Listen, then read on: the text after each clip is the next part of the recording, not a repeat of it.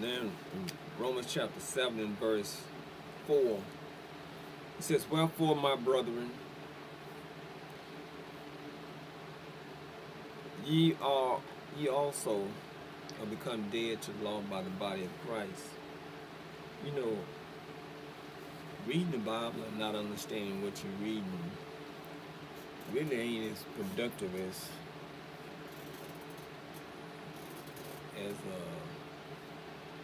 it should be.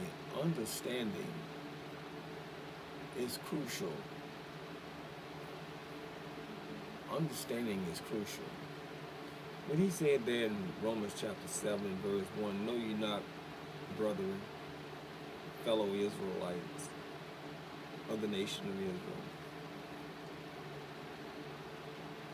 for I speak to them that know the law," in parentheses,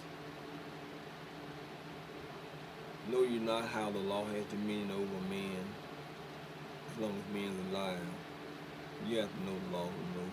He's talking about that. When you're dead, then you be judged by what you've done while you living under the law. And law ain't given for people dead in the cemetery.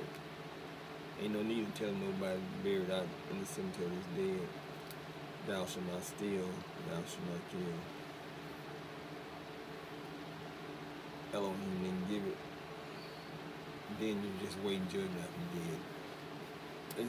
He said that to relate to, the Apostle Paul said that to relate to verse 4, what he would state after giving an example of a woman's husband dying and the marriage covenant is dead. So, likewise, as a man dies, he ain't under the marriage covenant law no more.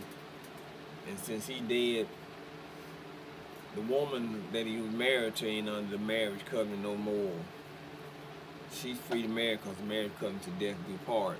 But he's clarifying verse 1, the example of verse 2 and 3.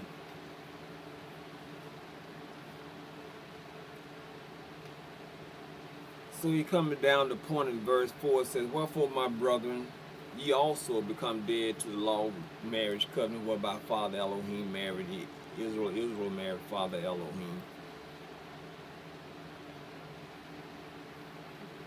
When Israel was substituted as dead by the Messiah, the marriage covenant ended.